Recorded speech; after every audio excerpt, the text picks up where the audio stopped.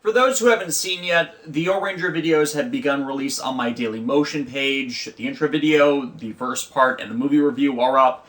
Part 2 of the main series review that Shot Factory released last month will be releasing on Saturday, and yeah, we're doubling up this month to just release everything out as quickly as possible. Jyuohger this week. I gotta admit, I kind of liked the Monster of the Week's design, even though it had the absolute least amount of focus in the episode. It was like based off of a Yankee punk, which is pretty much just a stylization of the Japanese punk where they wear their school uniforms in a distinctive way, usually wear a massive pompadour. Essentially think Gentaro Kisaragi, except lacking any of the friendship stuff, and more acting like a unrepentant asshole. Yes. And it was amusing because he kind of, Yankees are kind of like Leo's, persona, except, not as nice a guy under the rough exterior, so it's like in that same vein, and appropriately, it's a Leo episode, about how his boisterousness can help encourage other people, as after he literally knocks the Monster of the Week away, he and the others come across a kid being bullied by similarly other Yankee, actual Yankee school students, who keep stealing his money because the stereotypical Yankee is of course a jackass. So, you think from this that the moral of the lesson of the episode is how to find the inner strength to stand up to bullies and all that, and they kind of pull a subversion on this, in that they do train the kid so that he can find confidence in himself to stand up to others. Admittedly, the joke here is that what Leo wanted to put him through, that he went through, would be dangerous for humans, excuse me, I'm a bit sick. The one they specifically cite is a lion throwing its cub off a cliff to make it stronger and see if it will be able to survive that. And that's a myth. Seriously, that is a myth. And it seems to be only Japan that I don't want to say facilitates the spreading of that myth, because the last time I remember seeing it around was the Tekken the Animated Series movie from the 90s. I think Spoonie reviewed it way back. But yeah, how do they do that? Really? I mean, it's all to set up the punchline of, yeah, these are way too serious ways to train a normal human to be stronger, so they pretty much just do the stereotypical eating raw eggs, running, punching, get him to roar with all of his passion behind it. And yeah, it's of course, the kid is only on the first steps of improving himself to be more competent to stand up to these kinds of things. So they, of course, pull a bait and switch where that while they think the kid is stronger, they then, use Leo to actually scare the people bullying him. But it backfires, and this is what could have turned a terrible episode, a terribly generic episode, into something more nuanced, as the training they put the kid through has been all about building his physical strength and a mindset, but not really informing the intent behind the mindset to, why he should use that strength more than to just beat people up, as he can't just give him all the tools to attack people and then just send him wildly as if, standing up to the bullies is the end-all be-all of it. You also need the mentality of not use that strength recklessly, as otherwise you become no different from the people who were bullying you in the first place. You replace them in the cycle. And I like that nuance to it because 10, 20 years ago, this would have just gone straight over people's heads, and yet these days we're more recognizing that the abused can sometimes turn into a new abuser if A, the harassment doesn't stop, which is constantly a problem in the nerd circles, or B, you become so obsessed with fighting imaginary enemies that you become the new oppressor. And again, this is something else that happens a lot in nerd circles with how they tend to ostracize those around them, even though at the core of it you just want to really be passionate and share what you're passionate about with others. So one is being forced into isolation because others don't try to understand you, and the other side is enforcing the isolation on yourself because you don't want to put up with people who think differently than you. You can kind of see both sides. And I like that they're recognizing that a bit in how they're dealing with the child-focused lesson of the episode. But this one is also building on Kubal's Kubal's big plan, in that he's continuing to try and research human actions and morals, and trying to find the key to this planet's people to be able to manipulate and use them, as he gives a gauntlet to the kids so that when Leo rejects how he uses his strength, because Leo doesn't actually recognize his strength because of how he uses it,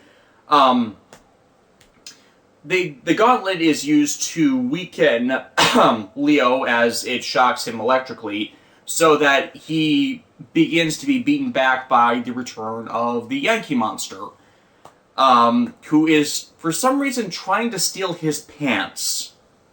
I didn't get this part of it. I didn't get that part of why was he trying to steal his pants? It's ridiculous, it's hilarious, it's just, I don't get it.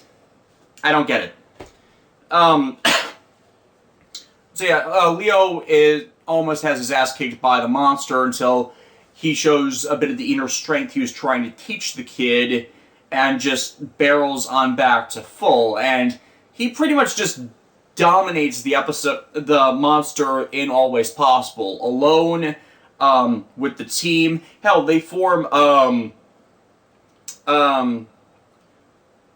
Wild Tosai Dodeka King, and they just headbutt the dude repeatedly, and then they form the second lowest combination they got, Zuo King Octopus, and they just beat him with that, with Leo just rampaging ahead of everyone else because he's so passionate about it. And I actually find a lot of this amusing, as it's a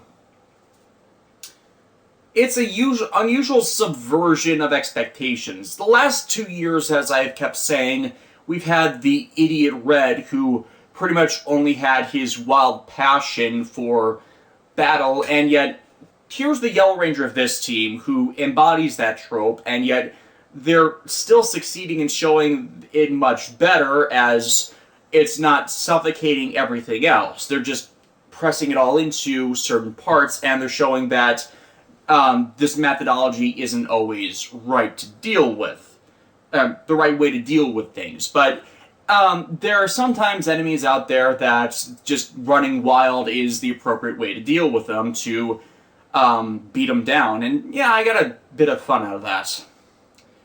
But the episode, Jyuohger ends this week with, again, teasing Kubal's long-term plans and how he fights Naria. And it was nice to see Naria out and about and fighting for Genis and the mediation of the game, with how the two went down. But it ultimately ends with Azald's prior planning allowing him to take down Naria as he led her into a trap, so he can just read her entire memory. I'm assuming this is going to lead into next week's return of a bunch of doppelgangers that Bangrai had previously cloned before, so yay, more suit recycling. But hey, it's the pre-Christmas multi-parter big spending extravaganza special event. It kind of fits that they'd end up needing to do that. X-Side. This one is focused around two things. The Dragon Hunter Knight Goth shots, and the mystery of how Emu can use a gamer driver despite never having this special surgery that allows the other three to use theirs. Now, as is elaborated on in the episode, the surgery isn't actually a surgery. It was a controlled injection of the Bugster virus to, one, vaccinate the gaming writers against their effects, and two, allow them to harmonize with the digital manifestation abilities of the gamer driver and the goth shots. In concept, this makes total sense within the framework of Kamen Rider's Cross of Fire themology, in that the enemies are ultimately the origins of the Rider's powers and how they combat them. So, them being injected with the virus to the point they build an immunity, essentially vaccinate them against it, totally fits within the medical framework of all of this, since all vaccines are made from denatured, ridiculously low quantities of viruses with which to allow the body to immunize itself. So this all fits thus far in that respect, except for the question of how Emu has this ability. This ties into actually the victim of the week, as it's the creator of CR. I'm forgetting his actual position, but the Minister of Health, still forgetting his first name, Hinata. That's his last name, I'm just gonna refer to him as that. But Hinata is the one that saved Emu's life 16 years ago, tying into Emu's backstory and a bit more fleshing it out, and potentially, since it wasn't answered straight in the episode, where he got this immunization to be able to use a gamer driver in the first place. I think that's where they're going with this, as there's this undercurrent of regrets in the tying things with Hinata of how Emu has developed. Both proud of him, but hesitant in the realization that he may have done something that he can't take back to a child. Now, this, of course, raises the question of how long has the Bugster virus actually been around, if Emu was possibly immunized to it as part of this surgery that saved his life, or is Emu the origin of the Bugster virus in the first place, and the later research with Genom Corporation was simply manipulation of this discovery or something. We don't know at this point. I'm curious on where they're taking this. But this, of course, with Hinata being the one with the Bugster virus of the week, Emu is a bit more reckless this week than we expect him to be, especially with how he's usually obsessed most prominently with caring for the patients. So it fits his character definitely to be this way, even before the personal connection and wanting to live up to the ideals of the man who saved his life. And yeah, with Hinata, if you take this from the angle of Hinata accidentally, I shouldn't say accidentally, immunized him and made him harmonizable with this equipment 16 years before, it's also taking the angle that the ideal Emu is trying to live up to may in fact be a lie.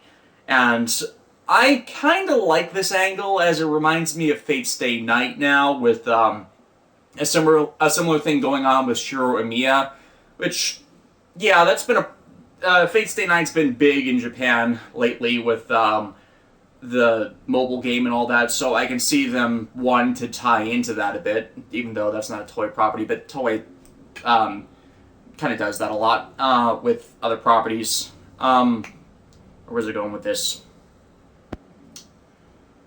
So yeah, Emu's obsessed with trying to cure Hinata fast, as graphite's the one who infected him, and he used it by... He infected him by using the Proto-Dragon Hunter Knight Gashot, which he is also using to enhance himself into a blacked-out version of his normal appearance. Essentially, if graphite was Rayquaza, then this is a shiny Rayquaza.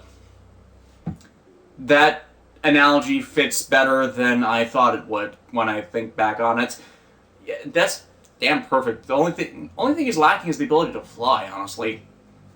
So yeah, he's using it to infest people en masse as part of his goal of building a mass bugster army, and the threat of that is directly tied to the stressor for Hinata to cause his own outbreak and make the bugster that forms him stronger, because they've hidden the existence of the bugster virus so well that this would cause mass panic, which they definitely don't want. Honestly, how would they suppress information about a virus that is being treated, and, you know, they've had a bunch of patients suffering from it, and some of them seeming to know about it, and it's just like, it's kind of an open secret. So where's the mass panic angle going with all this? Well, the bugster that forms from it is actually necessary to defeat to get combat data for the normal Dragon Hunter Knight Gashot to work properly. And honestly, I feel like Emu God mods this week a bit to actually get the bugster with this data they need defeated, as he steals here Kagami's sword to freeze both the dragon and a path up to it, which he can slash with both of the swords. His Gashkan Breaker converted his sword mode to do that. And this is while Taiga is firing on it with his own weapons. So it's like he's kill stealing against the guy who kicked his ass in the last episode. So I'm like, isn't that a bit extreme that it's strong enough to resist blows that nearly killed him with just 2 swipes of a stolen weapon and his normal weapon? It doesn't quite work for me. In fact, a lot of the effects work in this one seems half-assed. Like, the effects work not syncing up with the motions of the characters. For example, they once again slot the Gashot into the exact wrong slot to transform. And they keep doing this. It's like it's been in almost every episode now. And it used to be limited to Taiga and, fourth guy's name. I forget his frickin' name. I am terrible with names. But this is the first time Emu, I think, has done it, and it's irritating as it's such an easy thing to catch. But yeah, they get the Dragon Hunter Knight Gashot complete, and Emu tries to use it to kick Graphite's ass, but he equips all the parts, and this is not good because he ends up going berserk. But the way they depict him going berserk is just flailing around instead of... You know, when I read the preview information for this and him going nuts, I was expecting something more along the lines of Putotira's first appearance, or Dead Heat's first appearance, where they're just running wild with little control. And, oh, who else has had that? Fong, the fond memory had that in his first 2 appearances, which is another dinosaur-themed one they did this with. I don't think Wizard ever had any state that went like that. I don't think Force had anything that went like that, but they had some difficulties with their form acquisitions where it's not quite wild, but it doesn't work correctly, which is in the same kind of category. I think Kiva Emperor went Wild Force once, but that was more when Watru first assumed his bad dragon state, so it doesn't really count, and that was in a movie. Agito's Berserker moments don't count. Don't think Blade had it. But yeah, most of the time when they have somebody dragon or dinosaur based, there's with the other I should rephrase. Whenever they premiere a form that starts out as rampant and wild, they give more of a sense of them going rampant and wild than just flailing about and just by chance managing to hit other people. So it's not a very good depiction of doing that, especially since he gets knocked out of it at the end of the episode. This is a perfect moment to have 2 episodes that are going to be tying together into an arc lead into one another. Just have it end on Emu still rampaging against the others, and open the next episode with Taiga and Kagami working together to stop Emu, and, kind of start building the camaraderie that the 4 of them need to work as a team to actually functionally use this gacha without any of them going crazy, which is the plot of the next episode. We already know this. We have seen this from the preview information. We have seen it from the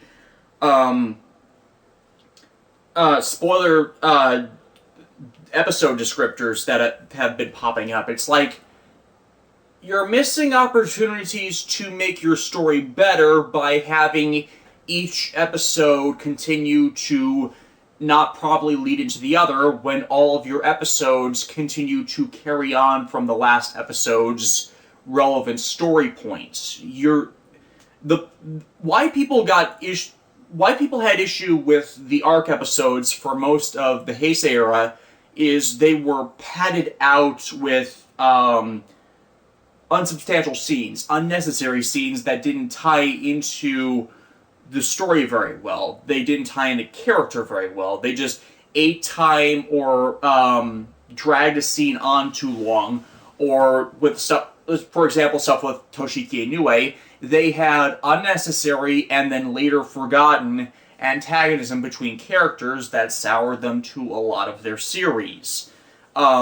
Since Gaim, we've had more episode-by-episode things that don't really structure themselves as arc episodes, even when they carry on the plot points. But the key to that is, they don't introduce...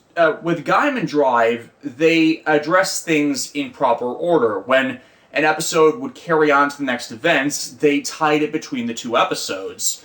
And they didn't just conclude the episode on an abrupt point when it would just be picked up on again next time, which they could just cross over. Ghost had this problem in that where they needlessly to be continued an episode where they would only just conclude it in the first minute or 2 and then go off to do something else which was completely untied to it, and yet what we were left off on was a more important story point than what they went off to do because they didn't properly conclude it. Now, they're concluding it properly here, but in ways that are not allowing the continuance of the plot that is going to happen next time. They need to set up all the points again instead of just moving on to elaborating or resolution or character moments, and it's not suffocating the show yet, but it's better than Ghost 2, as they're actually progressing the stories still, but it's a consequence of them not using the time they have effectively. And I'm saying this about a slower-paced episode that, in fact, did give time to addressing character and story points, and was pretty light on the action, all things considered, to allow these things time to be addressed. So this is still a good X-eyed episode. It's just not it's not using the time effectively. Is what I'm getting at. I seem to be looping around the same point. I'm having difficulty getting the exact phrasing to describe it out of my head. This is again an example of the difference between me doing these off the top of my head and taking the time to script it. So, again, as anybody who watches these vlogs knows by now, that's the difference between my two styles of reviewing stuff, mostly. I'll be trying to get stuff on YouTube in the next week. Don't expect Toku stuff, just my other game reviews, because get stuff on YouTube will require a bit more lengthy editing than I'm currently doing with my game recording sessions. Like I said at the beginning, O-Ranger videos are still going up for the rest of the month. We'll be concluding with Zio Christmas Eve, I believe. See you all later.